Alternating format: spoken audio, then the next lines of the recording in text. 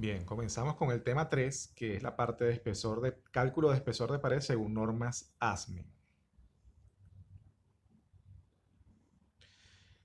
Bueno, recordando, la norma que estamos utilizando es la norma ASME, American Society of Mechanical Engineers, que es la utilizada básicamente en este hemisferio, en el hemisferio occidental, pero viene de Estados Unidos realmente. Es bueno recordar que vamos a utilizar la sección 8 de la norma ASME y que cada país también tiene sus propias normas, ¿no? Entonces, por ejemplo, ahí vemos otros países con su respectivo código de diseño, ¿no? O sea, por ejemplo, India tiene su código, Canadá, etcétera, Europa.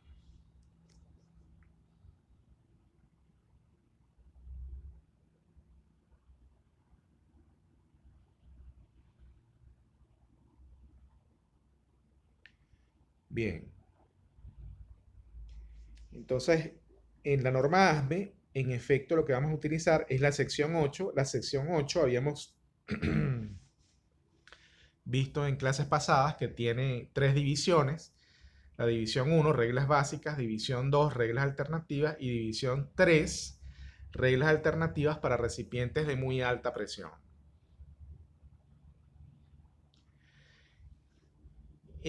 La sección 8, división 1, está compuesta por tres subsecciones y apéndices obligatorios y no obligatorios. Las subsecciones son, como se puede ver aquí, una subsección A, que es para requerimientos generales, una subsección B, métodos de fabricación, y una subsección C, materiales, o para el manejo de materiales. La parte del cálculo de espesores de pared para recipientes sometidos a presión interna está en el apartado UG, requerimientos generales, en específico el UG 27. De manera que todas las ecuaciones, las fórmulas que vamos a ver aquí, vienen del apartado UG 27. Bueno, una cosa importante es saber determinar la presión de diseño, porque en todas las fórmulas del cálculo del espesor de pared se va a utilizar la presión de diseño, no la presión de operación. ¿Ok? Entonces es importante calcular la presión de diseño, y la presión de diseño puede calcularse a través del apartado UG21.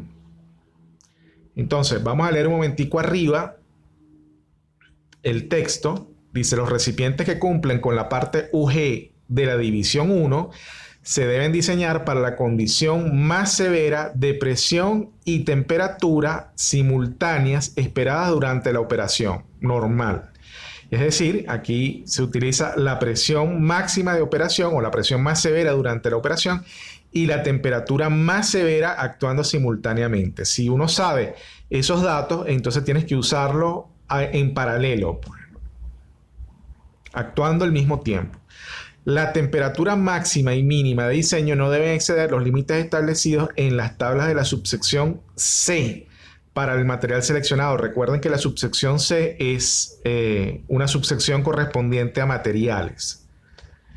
Y lo interesante o lo más importante lo tienen remarcado en ese cuadro con líneas punteadas. Dice: la presión de diseño P es la presión que se utiliza para el cálculo dimensional de las distintas partes del recipiente. En general, esta presión es algo superior a la máxima presión de operación normal del proceso, que es conocida como P sub 0, correspondiente al recipiente.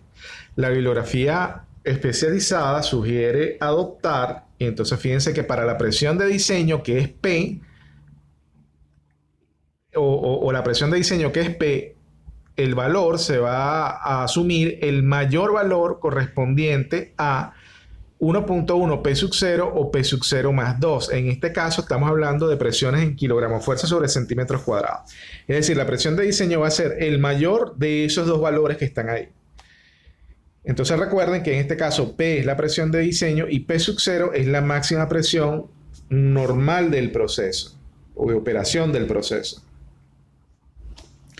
Bueno, esta tabla, fíjense, fue sacada de la dirección web que está al fondo, ¿no? Abajo. Entonces fíjense que aquí, por ejemplo, dependiendo de la máxima presión de operación, déjenme dependiendo de la máxima presión de operación, que es esta columna que está acá, entonces se tiene una presión de diseño. Bien para un recipiente nuevo, es decir, diseñado para aguantar esa operación, o para un recipiente actualizado o acondicionado para operar bajo esa operación. O sea, aquí tenemos fit for purpose, es decir, adecuado para el propósito o diseñado especialmente para ese propósito, o revamp, que es como actualizado, ¿no? O sea, o acondicionado para ese proceso. Entonces acá, fíjense que, déjenme,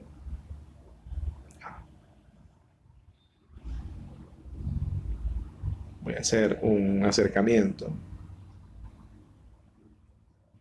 Fíjense que, por ejemplo, dependiendo del rango de presiones de operación, bueno, se tiene un cierto cálculo o una forma de calcular la presión de diseño. Por ejemplo, para este rango de presión de operación de 0 a 35 PSIG, la presión de diseño va a ser 50 PSIG. Normalmente, fíjense, para no ser repetitivo, esta columna que está acá, básicamente los valores de esta columna son idénticos a los valores de esta columna. O sea que no hay mayor diferencia entre esas dos columnas. Entonces, bueno, o bien porque fue diseñado para ese propósito, o bien porque fue actualizado, en ese rango de operación, de presiones de operación, la presión de diseño sería 50 PSIG. Ahora, ¿qué pasa, por ejemplo, en este rango entre 36 y 100 PSIG? Bueno, la presión de diseño se calcula como la máxima presión de operación sumándole 15 PSIG. ¿Ok? De manera que en esta tabla, digamos, se tiene como que un procedimiento general para calcular la presión de diseño dependiendo de la presión de operación. Por ejemplo, fíjense, en este rango 251 a 500, la presión de operación, la presión de diseño, disculpen, se calcula como 1.1 de la presión máxima de operación. ¿Ok? De manera que para el cálculo de la presión de diseño, bueno, se utilizará esta tabla que está acá.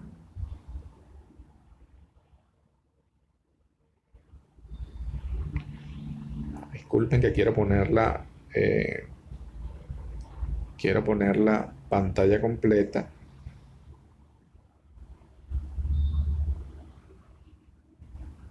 Ok.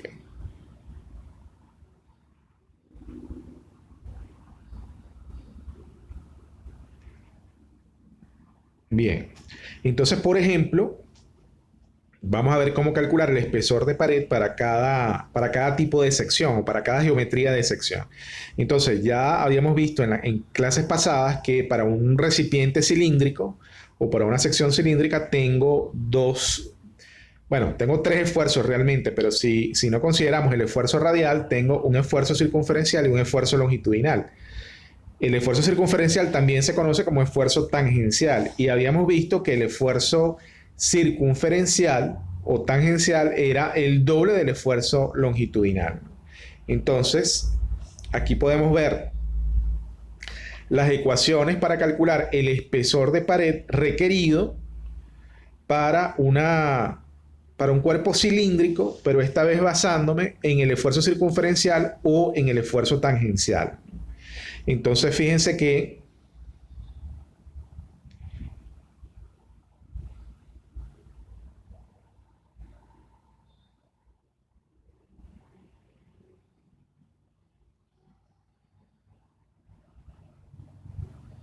ok, aquí tengo la ecuación para el espesor de pared.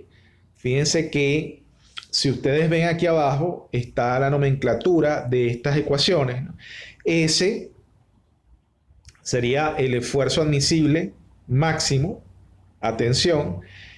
E es la eficiencia de las juntas soldadas. T sub R es el espesor mínimo requerido para el cuerpo debido a la presión. T es el espesor del cuerpo cilíndrico. O sea, ya vamos a ver que T lo vamos a utilizar en el caso de verificación, o sea, en el caso de que ya exista el recipiente a presión, o sea, que no lo estamos diseñando, sino que ya existe y quiero verificar qué presión máxima aguanta. R sería el radio interior, R sub 0 es el radio exterior, P sub A es la presión admisible, la vamos a utilizar para verificación, y P es la presión interna manométrica. ¿Ok? Entonces, por ejemplo, si yo quiero diseñar, quiero calcular el espesor mínimo requerido para un recipiente cilíndrico, bueno, entonces tengo que utilizar alguna de estas ecuaciones que están acá. O bien la primera ecuación, que está en función del radio interior, o bien la segunda, que está en función del radio exterior. Recuerden que esta presión que está acá es presión manométrica, siempre, ¿no? O sea, esta presión que se ve aquí es la presión manométrica. Entonces, lo que le quería decir es que estas expresiones que están a la izquierda son fórmulas para diseñar. O sea, ahí yo estoy calculando el espesor de pared mínimo requerido. El recipiente a presión no existe. Y estas ecuaciones que están a la derecha básicamente serían para verificar. Es decir, ya ahí el recipiente existe. O sea, yo tengo en campo un recipiente y quiero ver cuál es la presión máxima que él puede aguantar. Entonces, estas expresiones se utilizan siempre y cuando estas son las condiciones para poder utilizarla. El espesor de pared sea menor o igual que el radio medio, que la mitad del radio, y la presión debe ser menor o igual que 0.385 por el esfuerzo máximo admisible del material y la eficiencia de la junta soldada, por S por E. Ahora, otra cosa interesante o importante es que ese es el espesor debido únicamente a la presión, pero vamos a ver más adelante que también tengo que considerar el espesor por corrosión. Entonces, siempre en este caso, el espesor final del recipiente va a ser el espesor debido a la presión, que en este caso, o el espesor mínimo requerido, que lo llamamos T sub R, pero hay que sumarle el espesor por corrosión. Ya lo vamos a ver más adelante con detalle.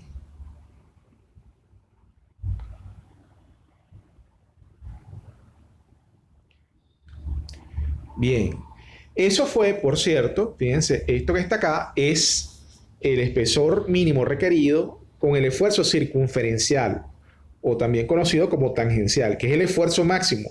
Y por cierto, es el que me va a dar el menor espesor. O sea, siempre debería utilizar esa expresión para calcular el espesor mínimo en un cuerpo cilíndrico. Pero acá, digamos, cuando yo preparé la clase, también puse el espesor mínimo debido al esfuerzo longitudinal. Entonces, en este caso, bueno, el espesor mínimo es P por R sobre 2SE más 0.4P. Pero de nuevo, este espesor va a ser mayor que el espesor anterior. Por lo tanto, el caso crítico me lo va a dar la ecuación anterior. En el caso del diseño de un cuerpo esférico,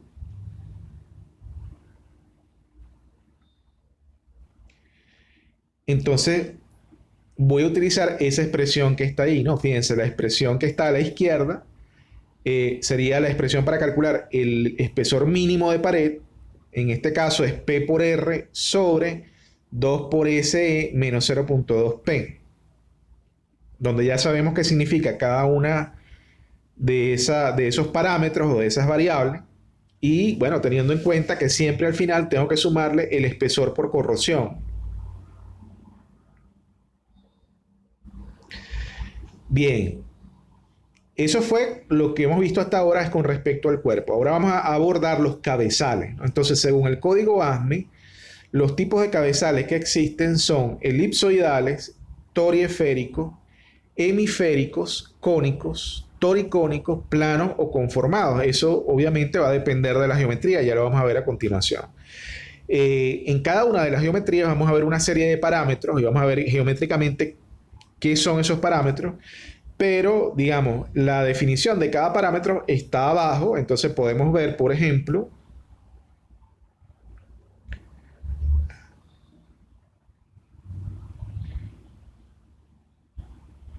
fíjense que aquí tengo D va a ser el diámetro interno del cabezal.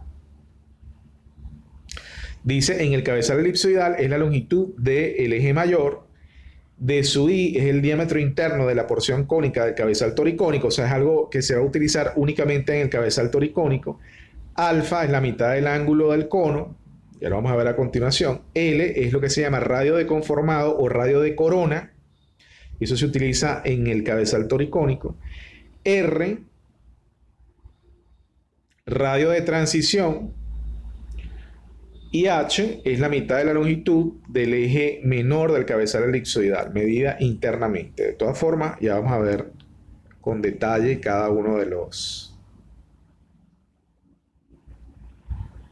las geometrías y de los cabezales. Entonces aquí podemos ver cada uno de los cabezales.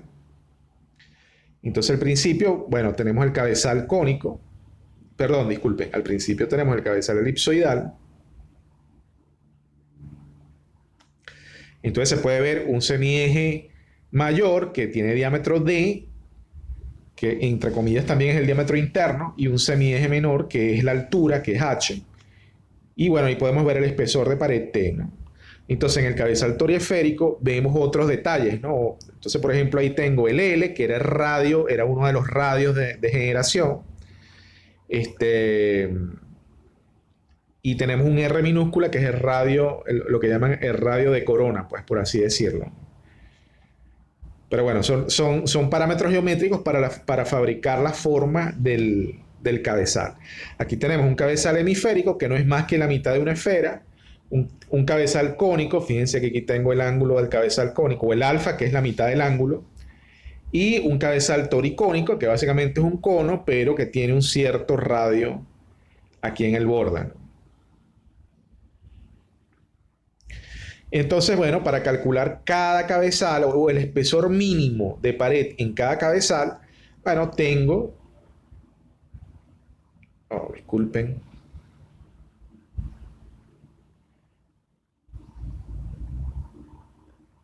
Para calcular el espesor mínimo en el cabezal, aquí tenemos las ecuaciones. Entonces, por ejemplo, en un cabezal elíptico, relación 2:1, es decir, el semieje mayor es el doble del semieje menor, se tiene esa expresión que está ahí, o sea, T sub R, o el espesor mínimo requerido, va a ser igual a P por D entre 2SE menos 0.2P. Entonces, recuerden que eso se puede utilizar siempre y cuando se cumplan esas condiciones que están ahí, es decir, el espesor de pared T entre L debe ser mayor a 0.02 y la relación D entre H debe ser igual a 4. ¿Ok? Y recuerden siempre que tenemos a la izquierda el espesor de pared, que es básicamente diseño, pero a la derecha tengo la presión admisible máxima, ¿no? O la presión máxima que puede aguantar ese cabezal, que sería para verificación. Ese sería el cabezal elíptico. El cabezal toriesférico, bueno, lo puedo calcular, el espesor mínimo de pared lo puedo calcular con esa expresión. Ahí fíjense que en esa expresión, o básicamente la expresión es 0.885 P por L sobre S menos 0.1 P, donde recuerden que L es un radio generatriz, pues, ¿no? De la geometría. Bueno, eso se utiliza siempre y cuando se cumplan las condiciones que están abajo y, bueno, recordando siempre que al espesor requerido debo sumarle el espesor por corrosión. Bueno, ahí puedo ver el cabezal hemisférico. Recuerden que el cabezal hemisférico es la mitad de una esfera. Entonces, esa expresión para el espesor mínimo requerido es exactamente igual que el espesor, la utilizada para el espesor del cálculo de un cuerpo esférico. Exactamente lo mismo. Entonces tengo P por L en el numerador sobre 2 por S por E menos 0.2P. Ese es el espesor mínimo en el caso de un cabezal hemisférico y recuerden siempre ver las condiciones en las que se puede aplicar. Luego viene el cabezal o cuerpo cónico. Entonces fíjense que el espesor en este caso, o la ecuación del espesor, tiene en el numerador la multiplicación de P por D y en el denominador tengo 2 por el coseno de alfa por S por E menos 0.6P. Entonces aquí alfa debe ser siempre menor o igual que 30 grados para poder aplicar esa ecuación. Y alfa recuerden que es la mitad del ángulo del cono. No es el ángulo completo, sino la mitad del ángulo. Tengo aquí el cabezal o cuerpo toricónico, que, bueno, básicamente es un cuerpo cónico, pero que tiene un cierto radio al final cuando se está terminando el cono, y entonces en ese caso, la ecuación es exactamente la misma, tal cual. La ecuación es exactamente la misma que el cabezal cónico. Bueno, aquí podemos ver un resumen de todas las ecuaciones. Entonces, en este caso, fíjense que tengo aquí en esta columna el espesor de pared debido a la presión únicamente. Aquí tengo el cálculo de la presión admisible y el cálculo incluso de los esfuerzos. Claro, en este caso tengo un solo esfuerzo, que es el esfuerzo circunferencial o tangencial, como lo llaman acá. Entonces aquí puedo ver, por ejemplo, estas son ecuaciones para un cuerpo cilíndrico, para un cuerpo esférico, para un cabezal semielíptico, para un cabezal toriesférico y para un cabezal cónico o cuerpo cónico. Ok, vamos a aplicar eso que hemos visto hasta ahora en un ejemplo, ¿no? Entonces fíjense que, bueno, aquí tengo un recipiente a presión que está formado por distintas secciones, ¿no? Entonces, en el tope tengo un cabezal hemisférico, es decir, la mitad de una esfera. Tengo una primera sección cilíndrica cuyo diámetro interior es 4 pies y su longitud es de 60 pies. Tengo una sección cónica cuya altura es de 10 pies. Tengo una segunda sección cilíndrica cuyo diámetro interno es 6 pies. Y finalmente, en el fondo tengo un cabezal semielíptico o elíptico con relación 2:1, ¿no? Vamos a ver los datos del problema. Fíjense que me dan esta información de diseño. Me dicen la presión de diseño es de 250 psi. La presión de diseño es de 250 psi, o sea que me la están dando directamente. En este caso no me dan la presión de operación, sino que me dan la presión de diseño. La temperatura de diseño es 700 grados Fahrenheit. Con esa temperatura y el material, fíjense, me están dando también el material, me dicen que tanto el cuerpo como los cabezales están hechos de este material, acero SA515 grados 60. Entonces, con la temperatura de diseño y el material, vamos a ver que puedo encontrar, más adelante lo vamos a ver con detalle, puedo encontrar el S admisible, o sea, el valor del esfuerzo admisible. Me están dando la tolerancia por corrosión, que es 1/8 de pulgadas. Me dicen que tanto el cabezal como el cuerpo, perdón, disculpen, me dicen que ambos cabezales están hechos sin cordón de soldadura, es decir, son una sola pieza que fueron fabricados mediante otro proceso de fabricación que no es soldadura. Es decir, no hay aquí cordones de soldadura. ¿Okay? Y eso lo que me dice es que la eficiencia de la soldadura en los cabezales va a ser 1, porque básicamente no hay soldadura. Luego, en esta parte me dicen, tanto el cuerpo como el cono, bueno, tanto las secciones cilíndricas, podríamos decir, como el cono, fueron soldados con doble cordón de soldadura y fueron radiografiados de manera localizada, lo que se llama spot. Y eso va a ser útil a la hora de calcular la eficiencia de la soldadura. Luego me dicen que el recipiente va a ser utilizado para contener únicamente vapor. Y finalmente, déjenme quitar esto de aquí, me dicen que las dimensiones del cilindro, las dimensiones mostradas del cilindro son diámetros internos. Es decir, que estos diámetros que están acá, el de 4 pies y el de 6 pies, son diámetros internos.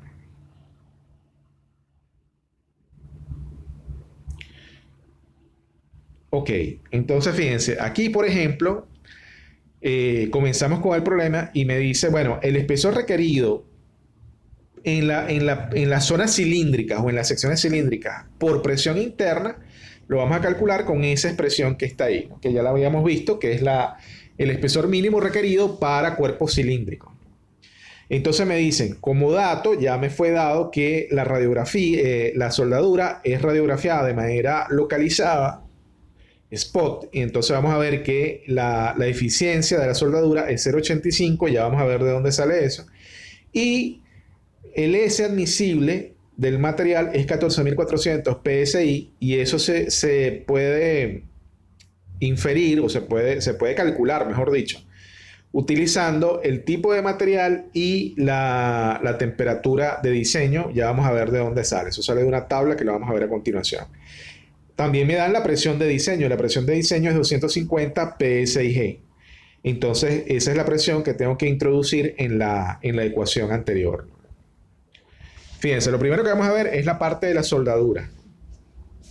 Entonces, ¿de dónde viene la eficiencia de la soldadura?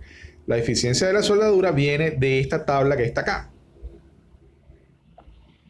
Entonces, primero va a depender del tipo de examen radiográfico que se le hace a la soldadura.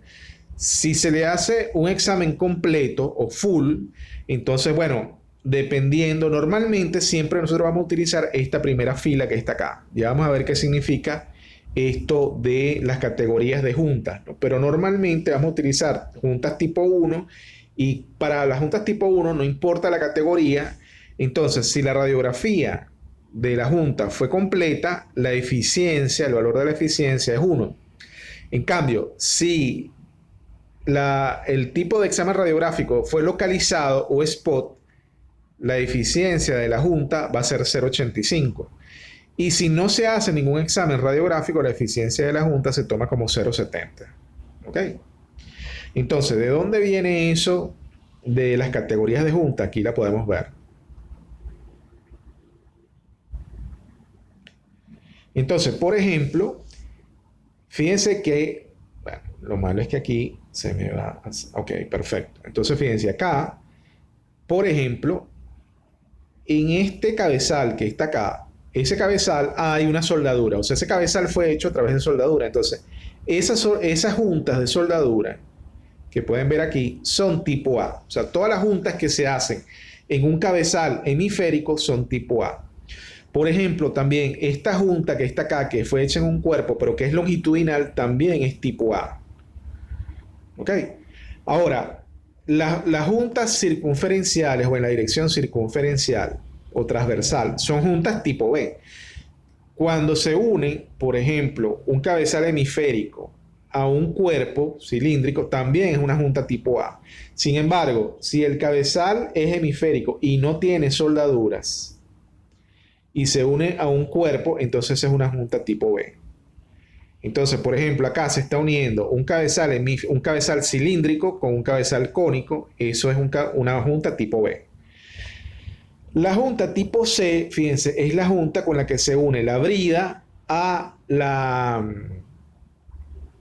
boquilla, pues, ¿no? O al resto del cuerpo de la boquilla. O también la boquilla al cuerpo, por ejemplo, aquí abajo, fíjense, es una junta tipo B. Perdón, disculpen, la boquilla al cuerpo es una junta tipo D. De todas formas, bueno, normalmente nosotros vamos a utilizar la fila 1, o sea, esta fila que está acá que les dije.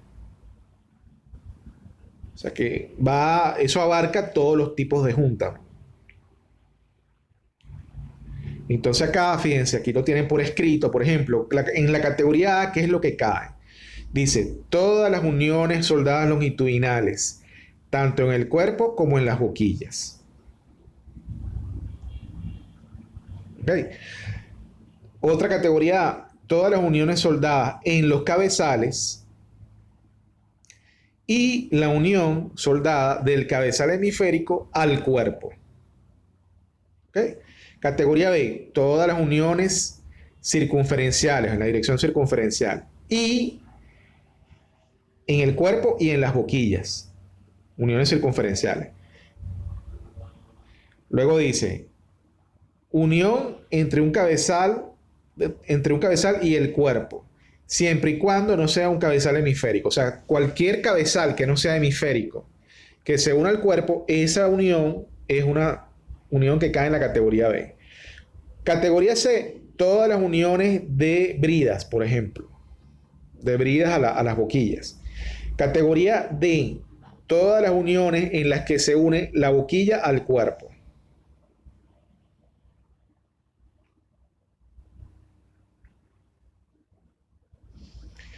Bien, ahora fíjense, esta tabla la podemos encontrar en el apartado UG23. De esta tabla se sacan los esfuerzos máximos admisibles para un tipo de material, para un determinado tipo de material que actúa o que está operando a una determinada temperatura de diseño. Ya lo vamos a ver a continuación. Entonces, déjenme, fíjense, aquí por ejemplo tengo especificado el tipo de material. O sea, ahí me dice, mira, ahí está el acero SA515 o el acero SA516. En la siguiente columna, fíjense, están los grados. Me dice, por ejemplo, aquí tengo grado 55, o sea que esta fila corresponde a el acero SA515 grado 55. Me dicen la composición, bueno, me dicen otras cosas, pero una cosa importante acá, fíjense, es el SY, es decir, el mínimo esfuerzo de fluencia. El mínimo esfuerzo de fluencia para el acero SA515 grado 55 es 30 KSI. Acá me están poniendo el esfuerzo SU, o sea, el esfuerzo máximo atracción. Entonces, en este caso, fíjense que el grado corresponde a el esfuerzo, a los KSI del esfuerzo de tracción o máximo de tracción, al SU, que es 55. De manera que cuando me dicen SA515 grado 55, lo que me están diciendo es el SU del material. Ahora, siguiendo esta misma fila, fíjense, aquí es importante, esta tabla continúa y me interesa quedarme en esa misma fila que está ahí, ¿no? O sea, en el caso de que yo esté trabajando con el SA515 grado 55, me interesa conservar la fila porque ahora fíjense que la tabla continúa y aquí tengo las temperaturas de diseño. En grados Fahrenheit, por ejemplo, en la primera columna tengo 650 grados Fahrenheit, en la segunda columna 700 grados Fahrenheit y así sucesivamente va aumentando la temperatura. Entonces, recuerden que acá estoy en esta fila, que es la del SA515 grados 55. Entonces, por ejemplo, para la temperatura de 650 grados Fahrenheit, el SA admisible del acero SA515 grado 55 es 13.8 KSI, o sea, esos valores están en KSI. De hecho, aquí arriba, fíjense, pueden ver que ellos le dicen, mire, multiplique por 1000 si usted quiere obtener el SA, el SA admisible, disculpen, en PSI. Es decir, yo lo tengo ahí, por ejemplo, en este caso, yo lo tengo 13.8, eso está en KSI. Si lo quisiera obtener en PSI, debo multiplicar ese 13.8 por 1000, es decir, 13.800 PSI. ¿Estamos claros? De todas formas, fíjense que aquí me están diciendo de nuevo, mira, este corresponde al SA515. Lo malo es que no me están poniendo el grado, ¿no? O sea, me deberían haber puesto los grados también. Pero bueno, entonces hay que tener cuidado de la tabla, ¿no? O sea, digamos, de conservar siempre la misma línea para leer bien el S admisible. Ok, entonces fíjense, aquí vamos a continuar con el diseño del recipiente a presión que estaba en el ejemplo, ¿no? Entonces, aquí, fíjense, hay que tener algo claro, ¿no? Fíjense que, ok, yo quiero evaluar esta expresión, pero en esta expresión aparece el radio. Entonces uno pudiese decir, bueno, ok, pero ese radio es la mitad del diámetro interior. Ese es un radio interior, por cierto, el radio interior del recipiente. Ah, ok, pero el radio interior yo lo puedo calcular como la mitad del diámetro porque a mí me están dando el diámetro interno ahí, me dicen que es 6 pies. Ok, pero hay que tener cuidado con algo. Fíjense, aquí cuando calculemos el radio hay que sumarle al radio el espesor por corrosión. Y una buena pregunta es ¿por qué? O sea, alguien me pudiese decir, bueno, pero ¿por qué tengo que sumar el espesor por corrosión? Porque realmente ahí lo que yo estoy calculando es el espesor de pared, no cuando el recipiente está nuevo, sino cuando el recipiente ha llegado al final de su vida útil. Entonces, ¿qué pasa? Cuando el recipiente ha llegado al final de su vida útil, el diámetro interior no es 0.5D, no es la mitad del diámetro. Es la mitad del diámetro, el radio es la mitad del diámetro, más el espesor por corrosión que se ha perdido a través de su vida útil, a través de la vida útil del recipiente. Eso lo vamos a ver ahora con más detalle en un dibujo en la próxima lámina, pero por eso hay que sumarle el espesor por corrosión. Entonces eso hay que tenerlo en cuenta. Entonces fíjense, el primer paso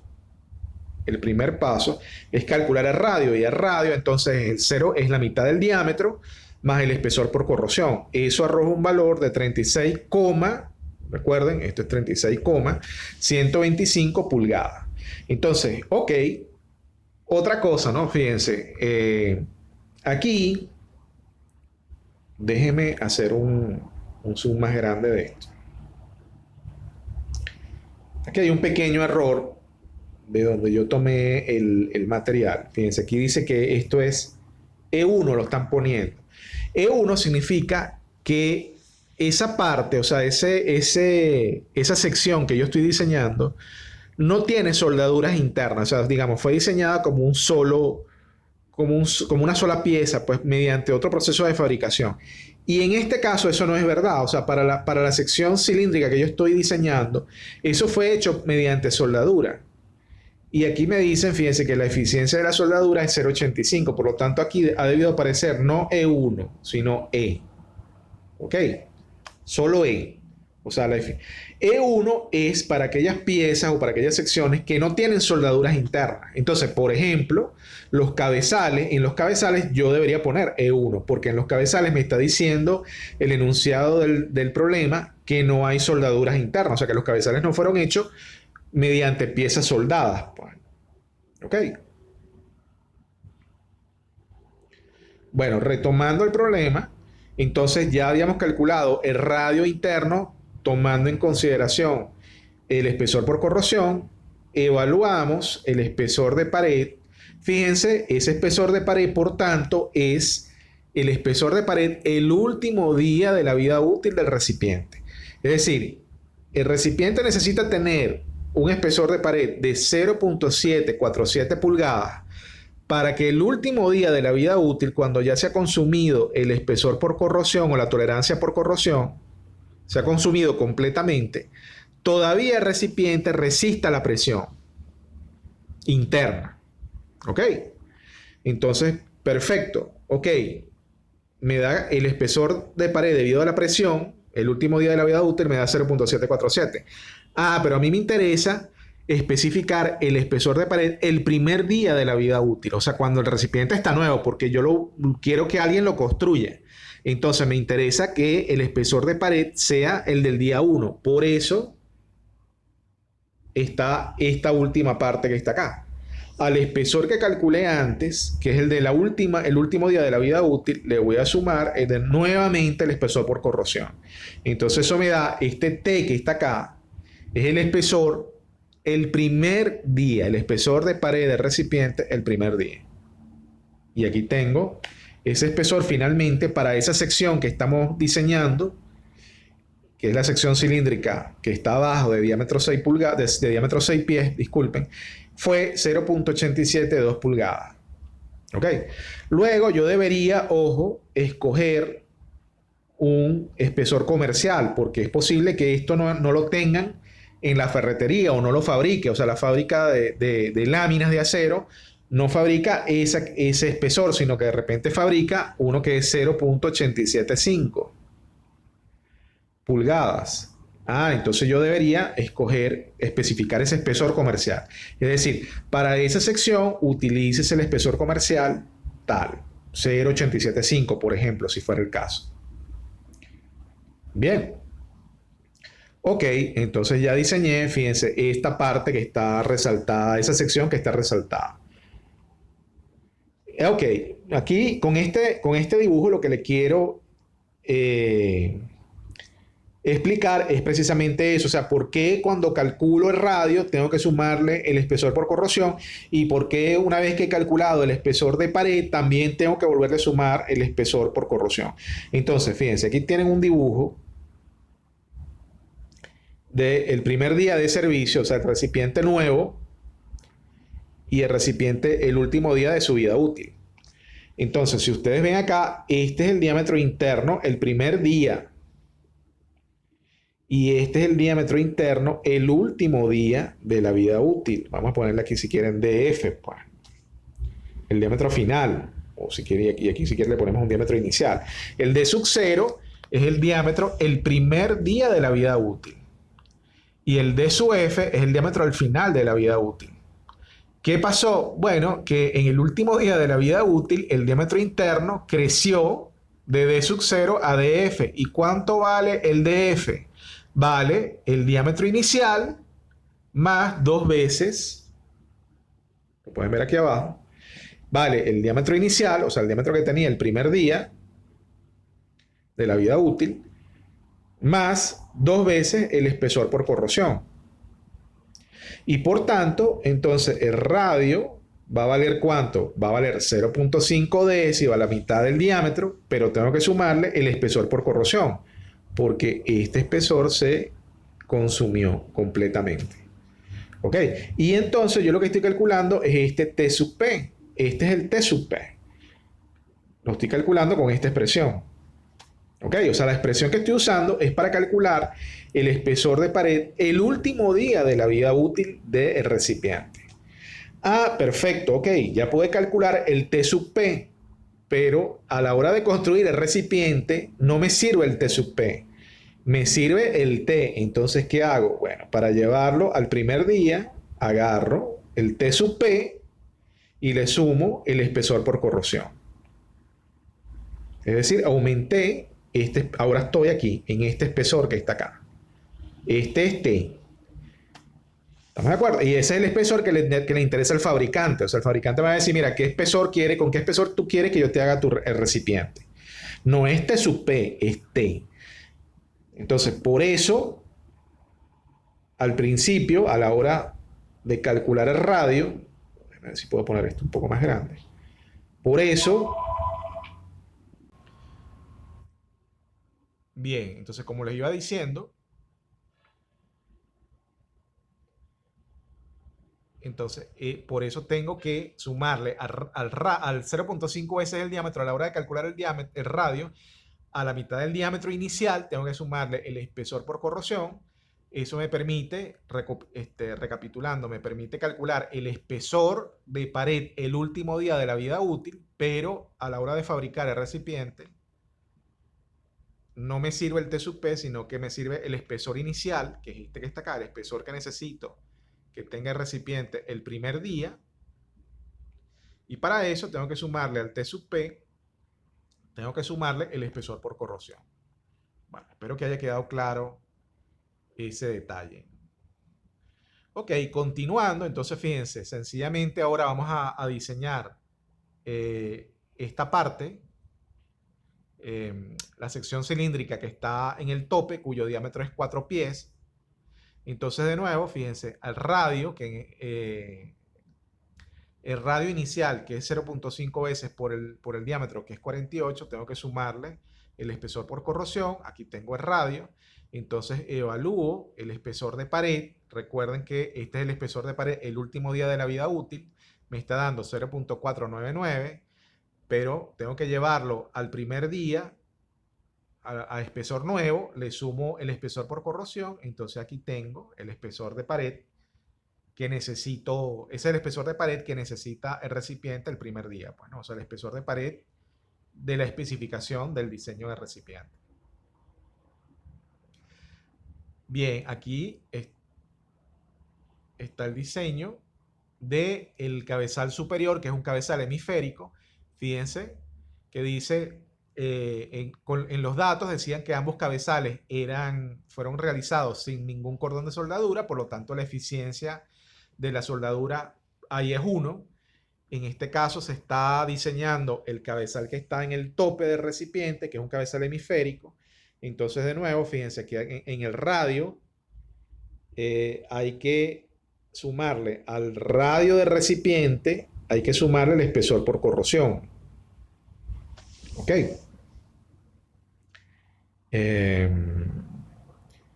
Fíjense que el diámetro de ese cabezal es 4 pies. Entonces recuerden, cada pies, o sea, un pie corresponde a 12 pulgadas. Entonces, 4 por 12 es 48 el diámetro, pero el radio en este caso sería 24. Por eso aparece este 24 acá. Entonces, radio le sumo el espesor por corrosión, evalúo, fíjense, esta ecuación que está acá es la ecuación para un cabezal hemisférico o para un cuerpo esférico, es exactamente lo mismo. Entonces, bueno, evalúo esa expresión y obtengo este valor. Recuerden que ese valor es el espesor del cabezal para el último día de la vida útil. Por entonces tengo que llevarlo al primer día de la vida útil o a espesor nuevo, sumándole el espesor por corrosión. Y bueno, aquí tengo entonces el espesor que necesito en el cabezal hemisférico. Finalmente, el cabezal que está en el fondo es un cabezal semielíptico relación 2:1. Ahora fíjense aquí algo interesante, ¿no? que tienen que tener en cuenta, que es que en este caso se utiliza el diámetro en la ecuación. Entonces, acá hay que sumar 2 veces el espesor por corrosión. O sea, al diámetro inicial tengo que sumarle no un espesor por corrosión, tengo que sumarle 2 veces el espesor por corrosión. De manera que obtengo el diámetro interno el último día de la vida útil. Entonces, evalúo esta expresión, obtengo el espesor de pared el último día de la vida útil, lo llevo a la condición de nuevo, sumándole el espesor por corrosión.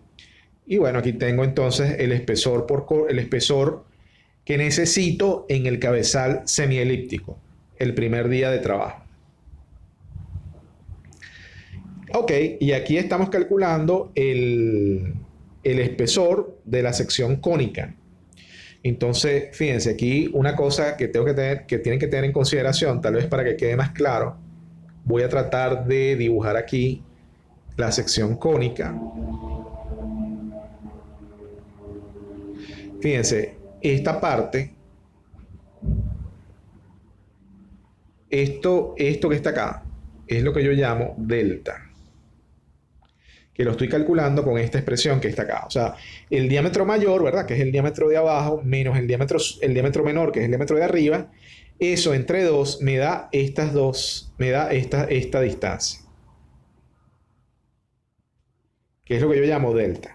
Entonces, ¿para qué yo uso este delta? Bueno, este delta con esta altura que está acá, que me la dan en el problema, que es 10 pies, con eso me sirve para calcular el alfa. O sea, este ángulo alfa, que es la mitad del ángulo del cono. ¿Ok? Poner esto más grande. Entonces, fíjense aquí. Estoy calculando el delta, ¿verdad? Que básicamente el delta, bueno, va a ser esta distancia que está acá. Esto es delta. Esto es h. Esta altura que está acá es h. Entonces, con delta y h, puedo calcular el alfa. Y el alfa me está dando 5.71 grados, lo cual es menor que 30 grados. ¿Se acuerdan que decía que alfa debía ser menor que 30 grados? En este caso, la geometría lo cumple.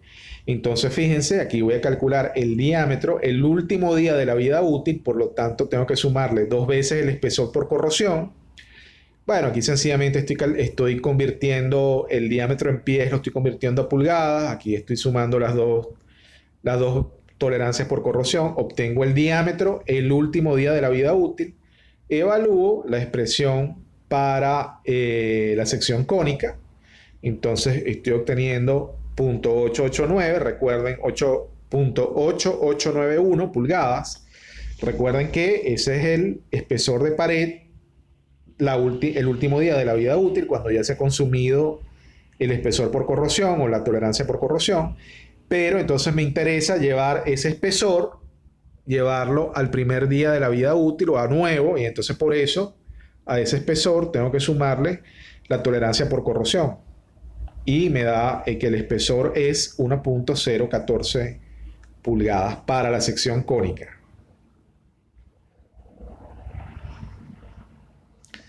Ok, entonces acá, fíjense, yo estoy haciendo como un resumen de todo lo que hice, ¿no?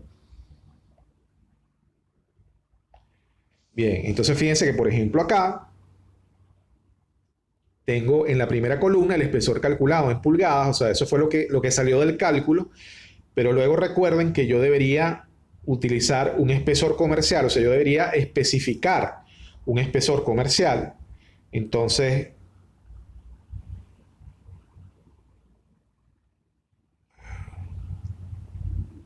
disculpen un momento, voy a poner esto más grande. Bien, entonces, por ejemplo, para el cabezal hemisférico, yo calculé, mediante las ecuaciones, que necesitaba un espesor de 0.335, pero luego eso no es el espesor que yo consigo en la fábrica.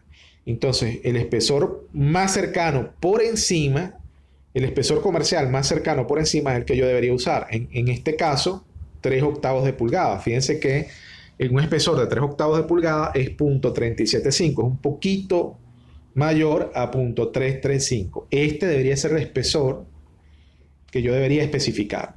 Claro, yo debo calcular este espesor, pero yo debería decir, mira, en la sección del cabezal hemisférico, que es la sección que está en el tope, la primera sección, yo debería utilizar un espesor comercial de 3/8 de pulgada. Para el cuerpo cilíndrico, que es el que le sigue, ¿verdad? O sea, el cuerpo cilíndrico de diámetro 4 pies, bueno, se calculó que el espesor necesario el día 1 debió ser 0.624, pero fíjense que el espesor comercial adecuado es 5/8 de pulgada. Fíjense que acá yo puse una tercera columna que es la diferencia de espesores entre este espesor, o sea, el cuerpo, entre la sección del cuerpo cilíndrico de 4 pies de diámetro y el cabezal hemisférico. ¿Por qué me interesa esa diferencia? Porque yo tengo que soldar el cabezal hemisférico, tengo que soldarlo al cuerpo cilíndrico. Entonces, dependiendo de la diferencia de espesores, yo voy a tener que aportar soldadura, tendré que aportar un espesor de soldadura. Y me interesa ver si ese espesor no es demasiado grande. Ya vamos a ver por qué es importante esa columna de la diferencia. Entonces, bueno, fíjense, siguiendo con los espesores, el cuerpo cónico, yo calculé que hacía falta un espesor de 1.014, pero el espesor comercial más cercano, superior, es un 16avo de pulgada. Para el cuerpo cilíndrico de 6 pies de diámetro, se calculó un espesor de 0.872 pulgadas, pero el espesor comercial es 7/8 de pulgada. Y finalmente, para el cabezal elíptico, el espesor calculado fue 0.753, pero el espesor comercial más cercano, superior, 13/16 de pulgada. Ahora fíjense, me interesa saber la diferencia de espesores. O sea, por ejemplo, entre estos dos señores que están acá, ¿cuál es la diferencia de espesores? Eso fue lo que calculé aquí en esta columna. Entonces fíjense que la diferencia de espesor es de 1/4 de pulgada, o lo que es lo mismo, 6.35 milímetros. Eso no es tan grande. O sea, digamos, se puede hacer un cordón de soldadura tal que sea de 1/4 de pulgada. Pero fíjense, voy a borrar un momentico. Cuando calculo la diferencia entre estas dos secciones o entre esos dos espesores, fíjense que me está dando esta diferencia. Me está dando una diferencia de 11.11 milímetros, es decir, un poco más de 1 centímetro. Oye, tal vez rellenar 1 centímetro con material de soldadura sea algo demasiado grande, pues. Entonces, probablemente, fíjense, aquí a lo mejor haya que cambiar el espesor. Eso no nos corresponde a nosotros como diseñadores, tal cual. Y realmente yo lo busqué en la norma ASME y no conseguí ningún apartado que me dijera, oye, cuando la diferencia entre espesores sea tanto, aumenta tal espesor. Pero, por ejemplo, la persona que lo va a fabricar probablemente le pida al diseñador, le diga, oye, pero mira, la diferencia entre la sección cilíndrica y la sección de cuerpo cónico va a ser de 11.11 milímetros. Entonces, probablemente haya que aumentar este espesor de 5/8 de pulgada, haya que llevarlo a 7/8 de pulgada para que la diferencia no sea tan grande. ¿Ok? Entonces, esas son consideraciones que hay que hacer a la hora de fabricar el cuerpo. Y si tú aumentaste este, probablemente tengas que aumentar este, o sea, para que los espesores sean más o menos uniformes. Ahora, eso escapa a nuestra asignatura. O sea, digamos, en nuestra asignatura eso no lo vamos a tomar en consideración. Sencillamente, llegamos hasta aquí.